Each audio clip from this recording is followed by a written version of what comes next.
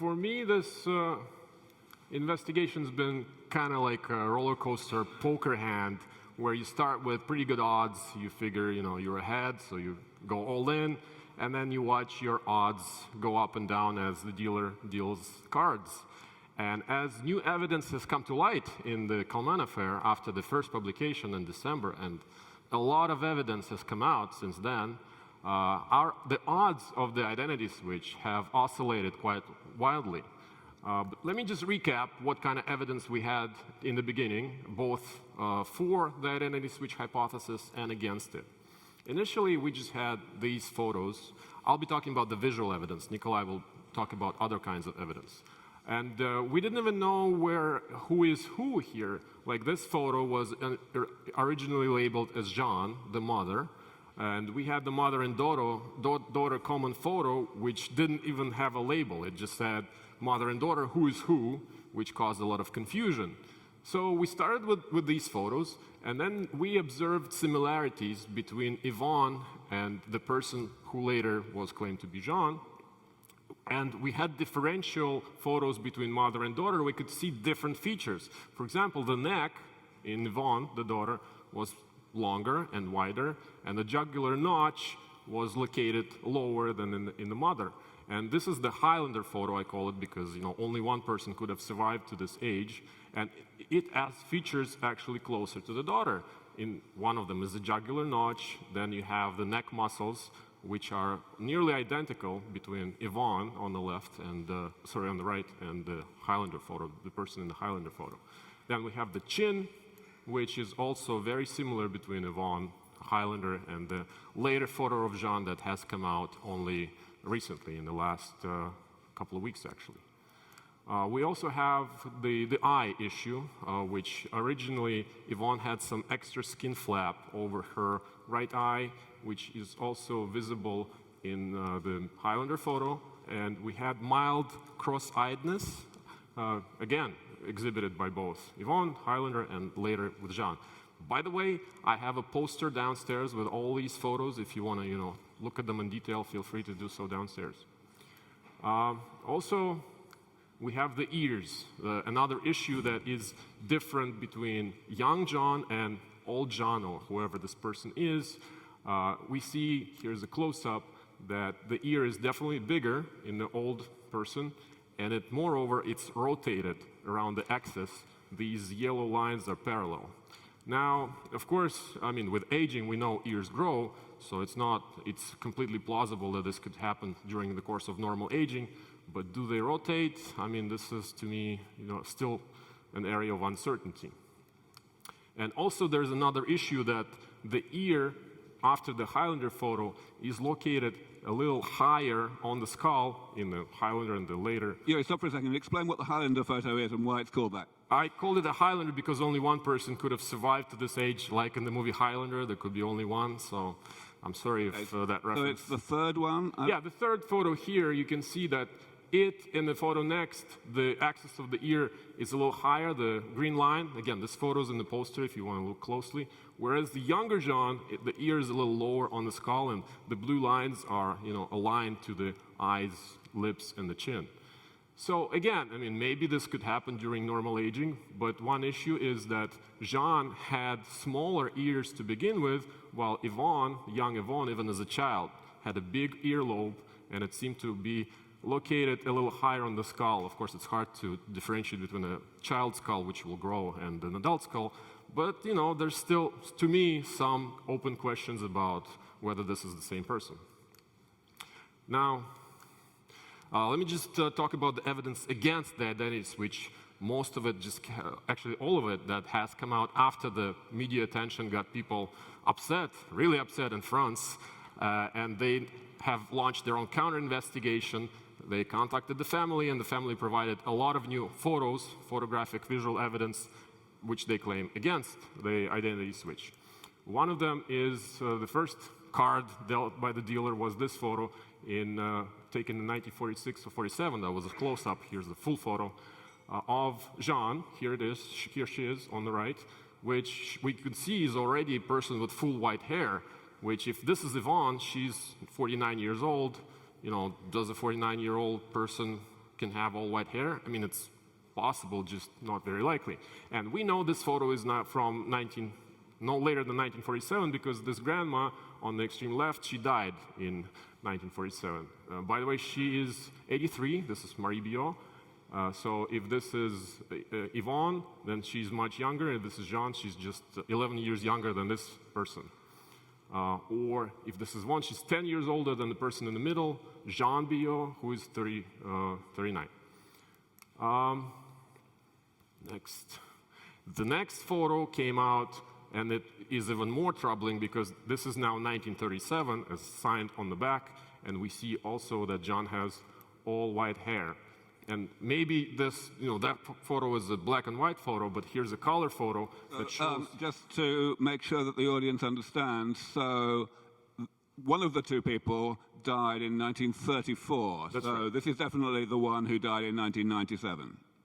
Yeah, this is definitely the person who died in 1997. It was taken in 1950.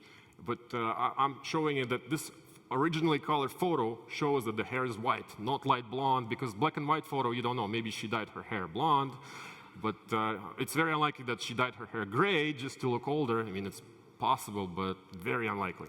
And here's a close-up. You can see that, the 1937 photo, it's very similar to 1950, so it's very likely that the hair was originally white in 1937. If this is Yvonne, she's just 39, all white hair. Again, it could happen, but it's very rare. If she had a bout of tuberculosis with maybe, she accelerated aging, got gray hair, it's possible. Finally, here's the dagger, potential dagger in the theory, a photo from 1943, where this person bears very close similarity to the photo with the daughter, the mother-daughter photo, the final photo of the two. And this was taken before 1934 when one of them died, and this is taken in 1943. We see very close similarity. Person already has white hair. I mean, it's very strong evidence against the identity switch hypothesis. And we know that that photo was not taken before 1934, before someone died, because this dog is very likely the same dog as the 1947 photo, so dogs probably, they don't really live longer than like 15, 16 years. It's very unlikely. So is it time to fold the hand? Well, if you're already all in, there's no point in folding. Maybe the river card will come and save the identity switch theory. One such river card could be the DNA testing. We can test existing DNA samples that John gave. Right, so let's not get into that yet because we've got a lot of background to give to that part of the story. Okay, sure. But yeah, so you get the idea. This is the hypothesis that's being explored. We've only heard so far about visual evidence. And of course, one can argue all day long about how much conclusion you can make from the ostensible similarities or differences between different photographs and whether some photographs might be somebody else entirely, and so on and so forth. So I'd like to thank you, first of all, for focusing on the visual evidence, just because someone's got to focus on it.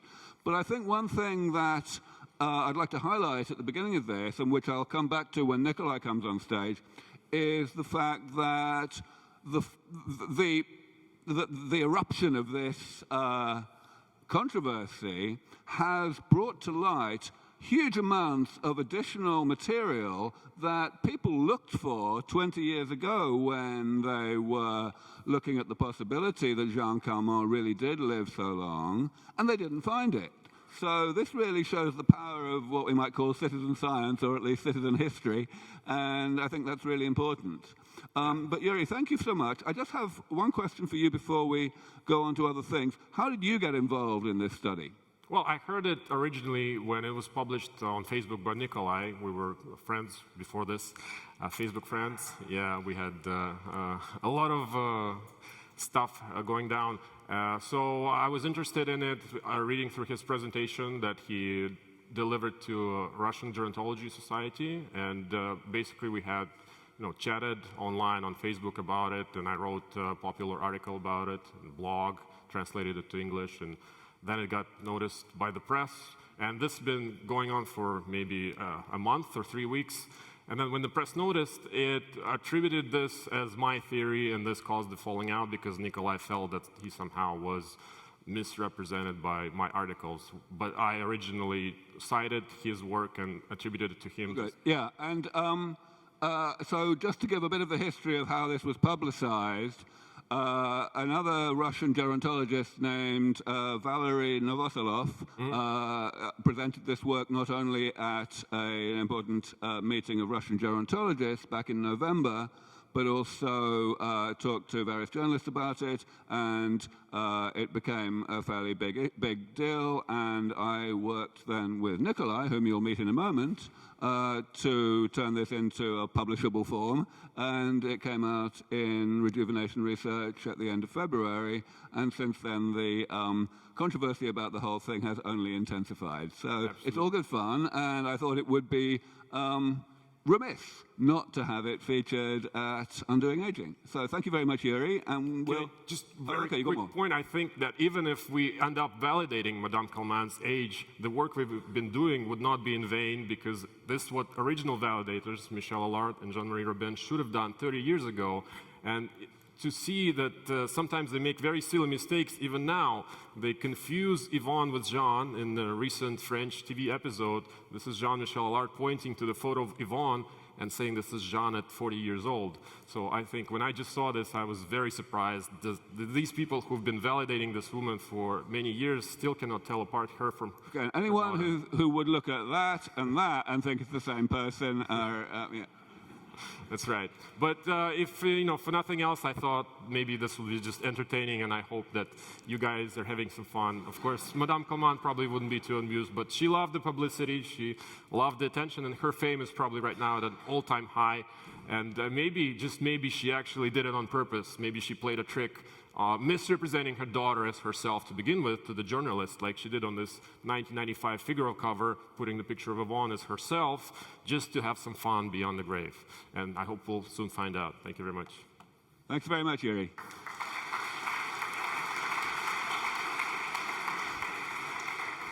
All right, so as I said, now we have the main attraction, so to speak. Nikolay's work is much more wide-ranging than what you've just heard. Of course, it involves visual comparisons and so on, but as you will hear, there's a great deal more to it.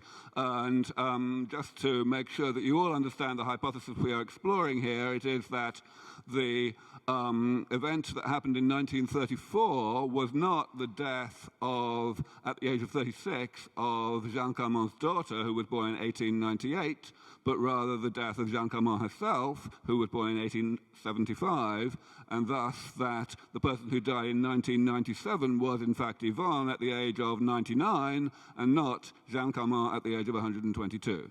So with that, I will let Nikolay, and this is the first time he's ever presented at a biology meeting, so so don't give him too hard a time, but let him do what he can. Thank you. No, take another one. Yep. Good evening. Jeanne Calment, is there a point? Doesn't matter. Jeanne Calment is an outlier even among supercentenarians.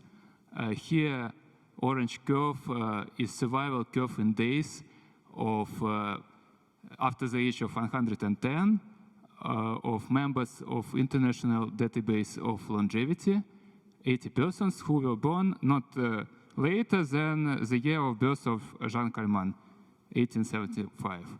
And blue curve, very similar, is survival curve after the age of 105 of a cohort of Youtherians.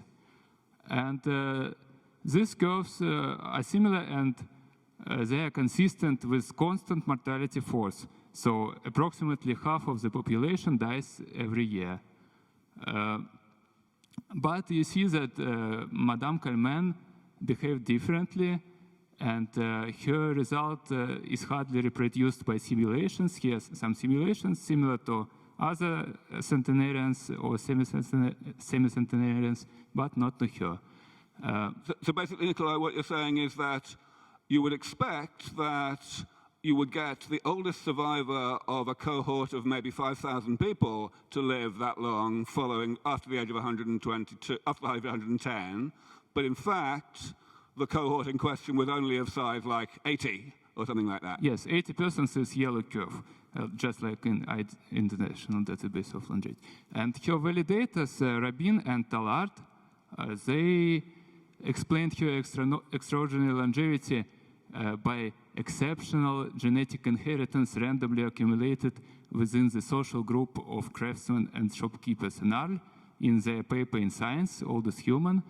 But in fact, there were no shopkeepers in ancestry of Jean Calment, but there were shopkeepers in ancestry of her daughter Yvonne Calment, because husband of Jean Calment was a prominent shopkeeper, Fernand. And let's look at 4 generations of her ancestors, 30 persons. In fact, here are ages at death. In fact, most of them did not die young, and those who were family members of prosperous shipbuilders, Calments, enjoyed survival curve like yellow curve. It is a survival curve of modern French, almost. And remaining ancestors died just like French of their time in 1875, for example.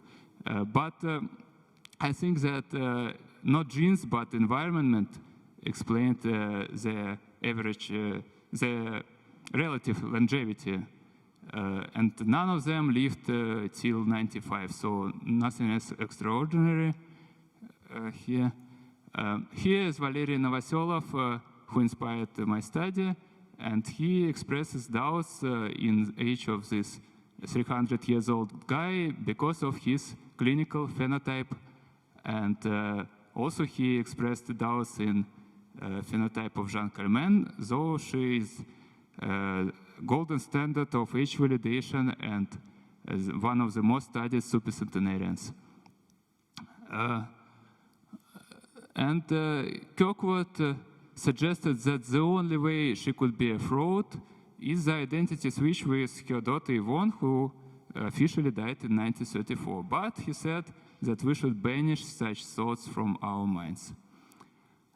So just to mention a little bit more about that, I think it's important for everybody here to understand that the hypothesis of this switch was explored and discussed way back 20 years ago, even before Calment had died, but it was rejected just as being too implausible. So your study really just revisits that and identifies reasons why it's not so implausible. Yes, and together with Philip Gibbs, where we develop a theoretical framework for rigorous validation of chronological age. Here, in the case of Jean Calment, we agree with Kirkwood, and we consider only 2 scenarios. Scenario Jean, in which Madame Calment, we all know, is Jean Calment really, and scenario Yvonne, in which she is Yvonne Calment because of the identity switch. But since we don't know the true history of the universe, we consider the set of all possible histories and assign probabilistic measure to its subsets, which we call scenarios. And we define the validation ratio is the ratio of likelihood of scenario Yvonne, given all the evidence we have, to likelihoods of scenario Jean, given all the evidence we have. And the subset E is set of all histories which are consistent with evidence we have at the moment. And the more evidence we have, the more we know, the smaller is subset E, and when we know everything, we know the true history, and of course we know which scenario is correct. Now, at first we know absolutely nothing, but next, the first piece of evidence we have is lifespan evidence. And under scenario Jean, we have a pair of lifespans. Jean lived to 122, Yvonne to 36. Under scenario Yvonne, we have pair lifespan 59 for Jean and 99 for Yvonne. And we assume that in all possible histories, alternative histories, imaginary copies of Jean and Yvonne face the same mortality hazard as modern French until 105, and after that, like Italians, half of them die each year. And thus we we get we understand that scenario E1 is much more likely than scenario Jean. Here is the numbers, just because it's much more easier to live until 59 than to live until 122. And then for... By the way, anyone who's wondering whether Nikolay might have been trained as a mathematician, well spotted. That's exactly what he was trained at.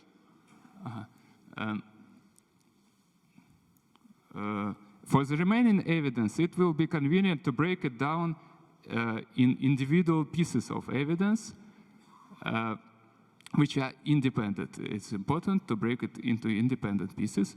And for each piece of evidence, we define the likelihood ratio. That is, how much more likely is this piece of evidence given scenario E1 to scenario Jean.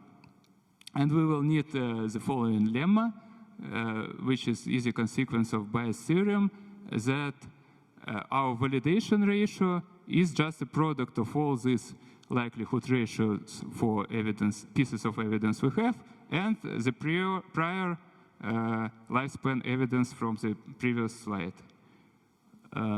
Now, it's important to note that in official validation by Rabin and Allard, they didn't mention the possibility of scenario E1.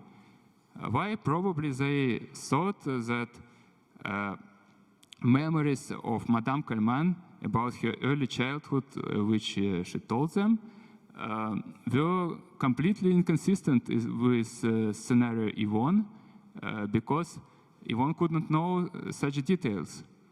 But I reconsidered this evidence and came to completely opposite conclusion.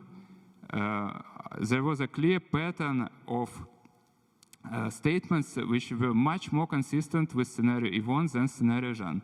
The most famous example is her meeting with Van Gogh in her father's store, while we know that only father of Yvonne had a store, not Jean, and a lot of other things.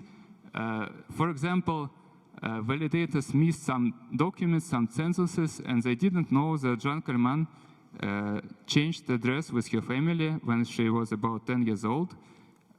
And she also never told them about that. And she never told them about her maid with whom she lived until marriage on this second address, Instead, she mentioned maid Marthe Touchon, who accompanied her to school, but probably she meant the maid of Yvonne, Marthe Fusson, who was 10 years younger than Jean and brought Yvonne to school. And sometimes her memories were indeed correct, but in this case, I think that some elder relatives or validators just told her about that, and she recalled. So anyway, let's put a draw here, and let's assume that reminiscence evidence is as likely under scenario E1 as under scenario Jean. There is a rumor among French insurers that there was an identity switch, and Yvonne continued to receive a lifetime annuity instead of her mother. And annuity from state-owned insurance company CNP, which discovered this fraud when Jean Calment was already very famous, Deigin of French. And the company didn't want to reveal this fraud and thus probably participated in insurance fraud against itself. Now, it's just a rumor, unconfirmed. We can't get confirmation from CNP, but all these insurers tell this story. And if you look at the evolution of signature of Jean Calment, we now have a lot of documents. We can see a clear switch in the signature after 1926, starting from the famous identity card of Jean Calment, when she probably was still alive. And Philip Gibbs suggested that probably insurance company read the book by Rabin and Allard, where early signatures of Jean were present, and realized that they were different from the signature on the insurance contract. Maybe that is how it discovered the fraud. And now visual evidence, I know Yuri told you, but I also want to say something about it. The most important thing, I think, is that they were very, very similar, especially when they were young, Jean and Yvonne. And there are testimonies that people confused them in 20s. Jean looked very young, and people confused her on waiting with Yvonne, and so on.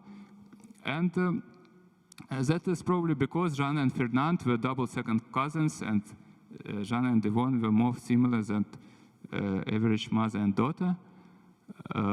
And of course, if they were similar, it was much more easy to switch. So here you can choose. It's very subjective. Some people say she's more similar to Yvonne, this old Madame Calment, something more similar to Jean. For me, she's more similar to Yvonne. Recently, there was a lot of evidence about completely new evidence about the cause of death in 1934. We now know that it was tuberculosis, and it was hidden because it was considered as a shameful disease, and the reputation of the family store could suffer enormously if people knew that, for example, Jean Calment, owner of the store, had tuberculosis. And just recently, a medical document unpublished before about Madame Calment was caught on camera by French TV, and we see now that on X-rays, Jean Calment, it was seen that Jean Calment had pleural complications, which means that she has a past history of inflammation, pleural inflammation, and it is perfectly consistent with past history of tuberculosis. And here is Yuri show you the photo which a family member of Calment recently gave to this Facebook group of 1,000 people or more, which are protecting scenario Jean. And one member of the group, Nadine Lefebvre, suggested that the balcony style matches the balcony style of Les Zen in Switzerland. And after that, it was easy to identify the precise location. It was Hotel Belvedere, which is specialized sanatorium for treating tuberculosis. And probably the famous photo with Yvonne was also taken there. Now, eyelid evidence Yuri told you, but here I want to say that Yvonne looks very different on different photos, and people confuse her. For example, as Yuri told you that validators confused this photo before marriage of Yvonne with Jean Calment at 45. And she looks very different when she smiles. For example, Yuri said that it is evidence, the photo of Calment in 43 is evidence against the switch, but if you compare with a photo of Yvonne when she smiles, for me, she is more similar to Yvonne than to Jean. For other people, also, it depends. It's subjective, but at least not less similar. But the point is that on some photos of Yvonne, her face seems to be swollen, and this right eyelid also is swollen, as well as on some photos of all Calment. And as Giuseppe Campisi told you, she was partially blind when she was 121, but actually she told her doctors that she had major eye inflammation in her eyes when she was young in 20s, and she had cataract in her 20s. So I think that it was probably about the eyelid tuberculosis, and that is why she was probably much more different from herself before and after disease, when she was ill, than Jean and Yvonne before disease and after. Okay, so for this eyelid evidence, I think the likelihood ratio is 1,000, because it's not a coincidence that old Jean had the same problem as young Yvonne, and young Jean and Yvonne did not have this issue, so it's not genetic. Now, the most important and the most strong evidence against scenario Yvonne comes from... And just before you go on to this, if I'm right, what you're about to tell us is also the main reason why the switch hypothesis was rejected 20 years ago. Is that correct? By validators? Yes. Yes, probably, but they never told, they did not consider it at all. Probably they talked to other people, but not in papers.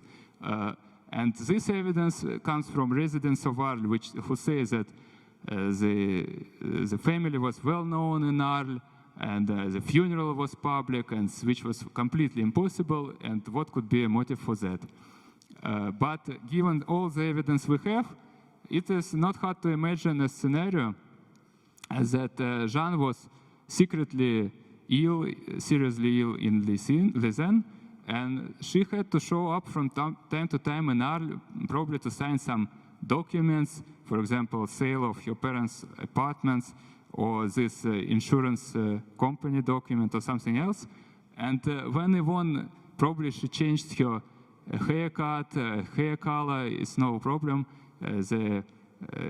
She could use hydrogen peroxide, and there was a commercially available dyes for very light color called Fountain of Youth. Anyway, she could be mistaken with Jean in Arles, and she was happy with that because she could sign all these documents instead of her, and the disease was hidden. But then, unexpectedly, Jean died while Yvonne recovered before in this scenario, and it was probably already hard to switch back because she already cheated these notaries, insurers, other people, and also she would lose this rent if there was lifetime annuity signed, and also she had to pay inheritance taxes and so on. And I know the character of Yvonne from her biography. I think it's from biographies of Jean Calment. So under scenario Yvonne, it was possible, and visual evidence also supports that. Anyway, I assign probability 1 in 10 millions for this scenario. It's very, very low probability, but then when we use our lemma and multiply this likelihood ratio, we still have a ratio 300 in favor of scenario Yvonne. And I even didn't talk about a lot of other evidence, change of eye color, and that she destroyed her archives, and clinical opinion of Novoselov that her phenotype in old age was completely unexpected from a person of that age. And still I have this high devalidation ratio. But now, of course, it's my subjective opinion. You can say it's not 1 in 10 millions, but 1 in trillion for that switch. Okay, fortunately, Fernand and Jean were double second cousins, and thus Yvonne is much more inbred than Jean. And if we have DNA of the old woman, we can obtain another likelihood ratio based on the autozygosity level. And fortunately, though people don't want to talk about that, her cells are still frozen in Paris, cells of the oldest human, in the framework of the Project Chronos. And we can all, if you are interested in the secret of longevity, you can probably help and sign a letter for this foundation d'essai to release these cells for analysis. At first, we can analyze for this autozygosity level and distinguish scenarios Jean and Yvonne. And if it is more consistent with the real Jean, it is much more interesting because you can try and find the secret of longevity in her genes. Though, as I told you, her ancestors were not exceptional long livers, but maybe some secret there. Or maybe, if not, maybe tuberculosis is the secret of longevity. It's also very interesting. So we can try this. Now, to conclude, in my opinion, the current validation practice is not reliable at all, and I don't believe that the survival curves I have shown on the first slide are correct, are indeed survival curves. They are survival curves based on archive data, but for people older than 105, I think there are a lot of mistakes in this data. And more broadly, I think this phenomenon of Madame Calment could serve as an example that well-established knowledge probably is highly questionable, but it's very, very much protected by scientists for some reason. And also I want to thank people who helped me to understand the situation with Calment, with her biography, because I don't know French very well. And curiously, these people all believe that she is real, supercentenarian. They are mostly French. Kirill Deputant helped me at first, then Francois Rabin-Chicpinier, who drew these trees, for example. Also, I want to thank Philip Gibbs, who supports switch. The only one with whom I closely cooperate, who supports the switch hypothesis, and Aubrey, of course, because he was not afraid to publish my paper. So thank you very much. Thank you very much, Nikolay.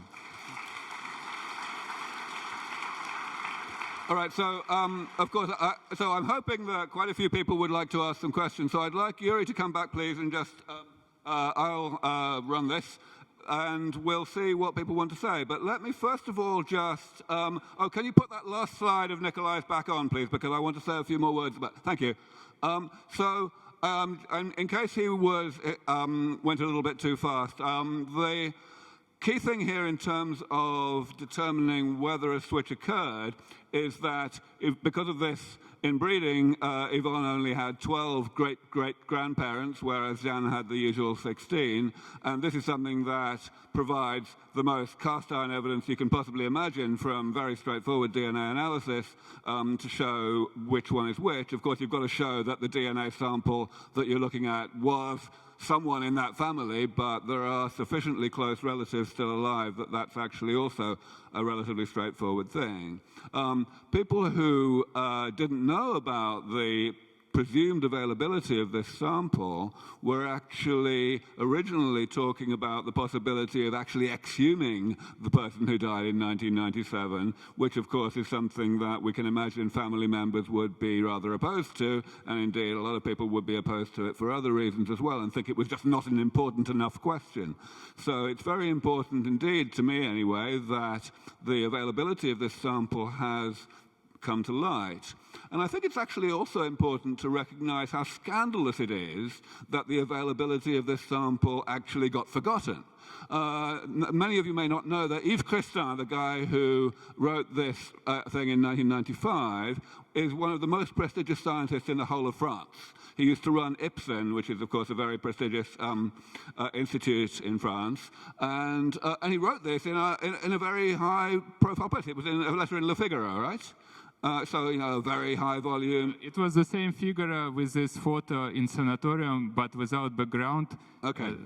Yes. Got it. Yeah. So, it's pretty shocking that this actually just got completely forgotten. And I think whichever way this turns out, or even if we never get a real answer to it, at least we should thank Nikolay and the other colleagues who raised this for actually drilling down and doing the legwork to rediscover this sample.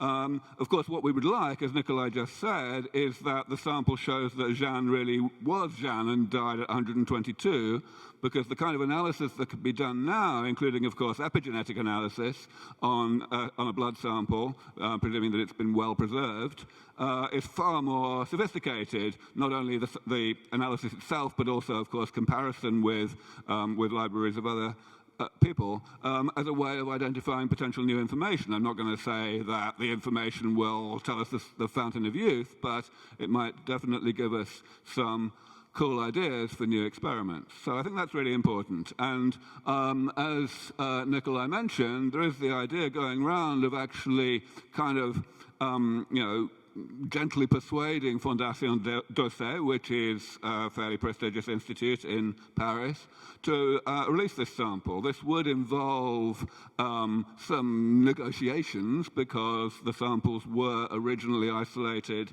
on condition of anonymity. But, at this rate, especially with the support of someone as prestigious as Yves Cressin, it's by no means impossible, I would say. So I'll throw it open. Anyone got any questions? Go. Okay, yes. First person with the microphone. I'm sorry if things moved quite quickly there. I slightly didn't entirely understand the context of how the sample came to light and what exactly the sample is. Could you just clarify that again? Say that again? Well, it's a sample of Jeanne's blood. At what age? Yeah, it was collected when she was 170 in the framework of centenarian study. And books, her biographies wrote about that, but for some reason validators never mentioned that. I don't know why. But here Rabin said that Jeanne Calment was the first who was intrigued by her longevity, and she eagerly accepted blood tests. So she would like to know the secret, and we need to help her because nobody analyzed the DNA of the oldest human. I don't know why. It's strange. Next. Okay, so let me clarify a little bit. So the simplest way to determine from this blood sample whether the sample came from Yvonne or from Jeanne is to look at the level of homozygosity. In other words, the extent to which you have exactly the same DNA sequence on both homolog chromosomes, because the more ancestors come into that, the better, so to speak. And since Yvonne gets some of her DNA 2 ways round, you would expect much more homozygosity that way. That's the thing.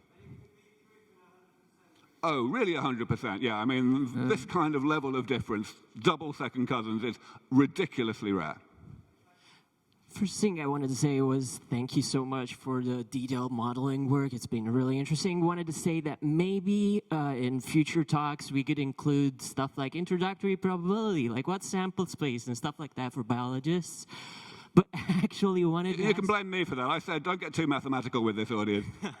But I actually wanted to ask whether, with the risk of offending people, was Jeanne Calment actually ever important to a single anti-aging research study with, translational possibility, or is she just a legacy love of the community? Like what?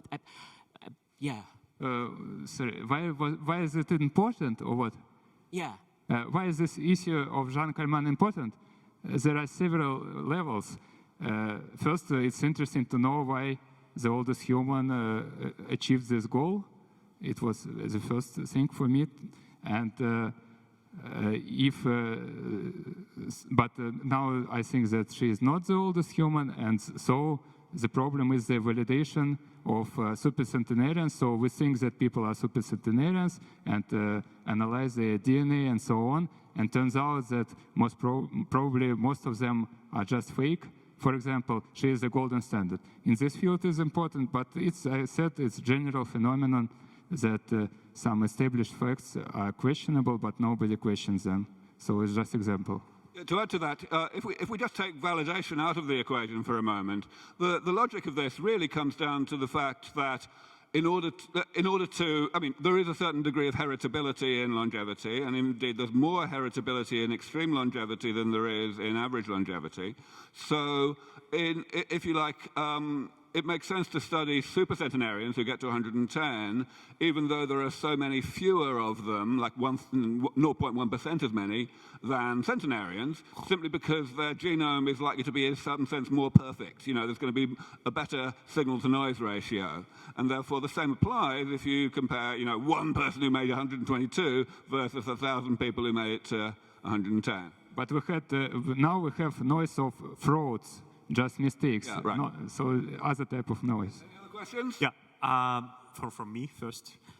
So a short question for Nikolay, Aubrey, and Yuri. When do you expect the first human will break the 122-year barrier? Okay, I'll answer that first. I think it's going to be some time. I mean, we know it's going to be a minimum of 6 years because the current oldest living human is 116, and humans who are already more than 116 don't tend to turn up very much as previously unknown and then nevertheless get validated. So it's very unlikely that it will be less than 6 years. However, I think it's actually going to take, rejuvenation biotechnology to get us significantly up to that level. All right, the question is, Nikolay, the question is to you.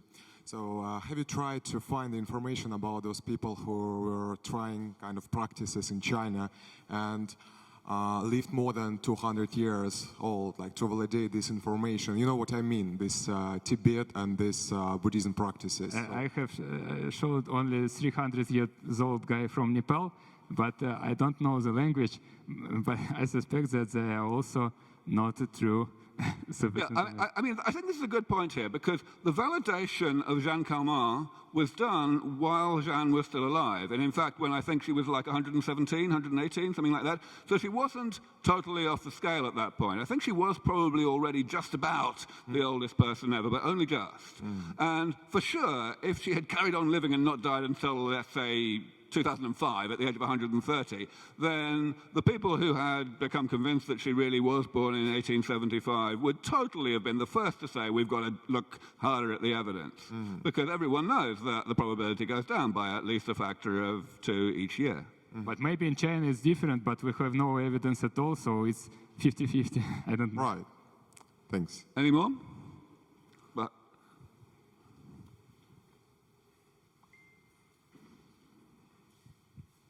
Thank you. That was interesting indeed. I've got a question regarding the image data. How many images do you have of Yvonne, and how many images do you have of Jean? And have you considered trying some facial recognition algorithms to get maybe more clarity? Yeah, both Nikolay and I, we used facial recognition algorithms, Amazon recognition, even before when we just had basically 3 or 4 photos of Yvonne. Now a lot more photos have come out from the family. I think at this point it's maybe 7 or 8, and some of them are disputed. Nikolay thinks it's Yvonne. I think it's someone else. And the key thing I don't think you emphasize is that the ones that have come out that are new, that came mainly from the counter-investigation, so to speak, absolutely. Those ones fill this enormous gap that existed beforehand. There was a photo from the early 1930s when they were both still alive, and then the next photo until now was from the 1980s or something? Yes, yes. And I think they're very selective about the photos they release because they still haven't released photos from a 1950s wedding of Yvonne's son, where Jean would have been in the 1950s, present in a good position of the face that we can compare.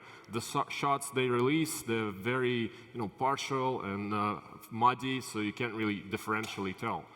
But we've used computer facial recognition, but it's not conclusive. It's always very, very close because even I think we have the best facial recognition instrument here in our brains. Next question is coming, just waiting for the microphone.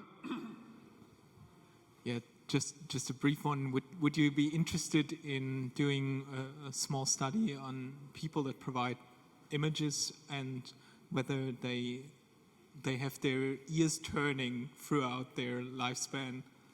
So ear growth, as you outlined, is a thing that keeps on going, but the ear turning was one thing you put into an argument, but I don't think there's data on it. Data would be interesting. Did you? Yeah, the question was specifically about the ears, about the growth of the ears through life and the change in the shape. Whether anything's known or whether there could be a study to elaborate on that, whether this is normal and so on. Well, I've read quite a few papers about the change of the auricle with aging.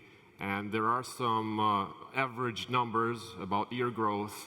From what I could tell, this is really above average, maybe even to the abnormal levels. Ear rotation, I haven't seen actual, and there aren't a lot of data about actual ear aging. And I've contacted the specialists who specialize in this, and they said to them it looks too close to call, basically. So, unfortunately, I think DNA evidence is the strongest. And I just want to mention there has been several DNA tests. Jean has been studied extensively. So to the question, is she relevant or important? Wait, start again. There's been DNA tests of Jean? Yeah, well, she was alive. Wikipedia mentions her HLA group or something. I think that came before the Kronos study. So I think it's more than just one sample that is available. Well, that is something that's not been highlighted recently. You saw it only in Wikipedia. You don't know the original source? Yeah, I couldn't track down the original source. It's not linked to. But maybe Nikolay, because he also investigated. You know anything about it? Other samples of... No, this mention from Wikipedia about the HLA group. Do you know where that came from? I didn't understand.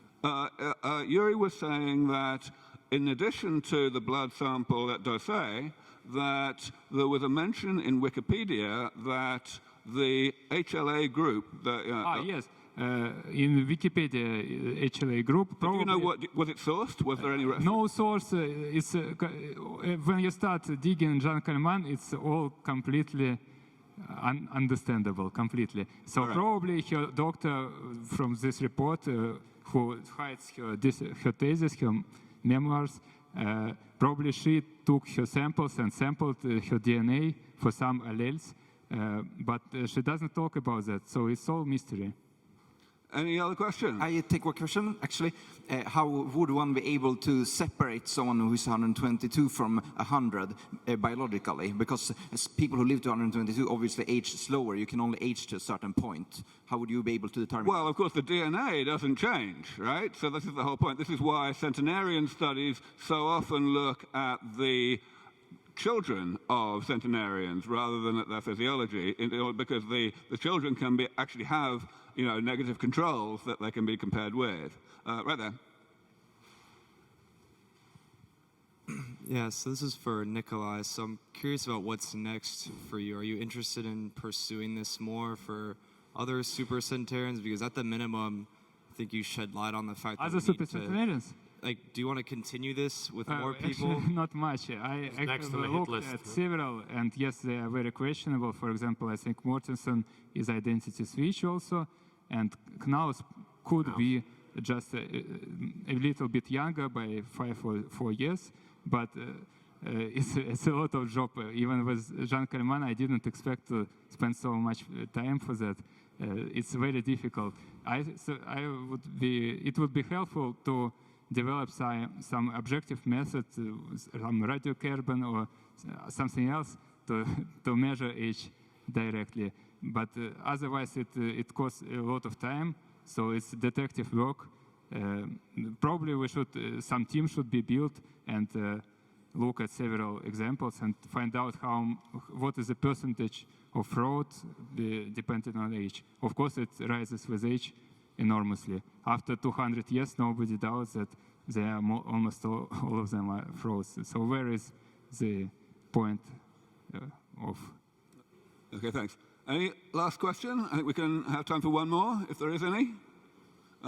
If not, thank you very much. I just have two announcements. Okay, go on. Can I just ask your personal view and the balancing of the two sides? My personal view? Well, I honestly think it's about 50-50. I have no idea. And it keeps changing so fast as new evidence comes along, on both sides of the argument. So I have totally not made up my mind. And in fact, when Nikolay first approached me and I heard about this, I thought that it was pretty well balanced. My estimate has probably moved between about 30 and 70, but I really have no idea. Either way, that's what I'm saying, yeah. I mean, it's symmetrically. I'll be very disappointed if it turns out that there was a switch, because it means that the sample at Dosay is actually not very interesting, right? But there you go. I'm not worried about that. We'll see what happens. So what I want is just for the sample to be released. All right, so just two announcements before we go. First of all, for the speakers and other people who are going to the gala dinner.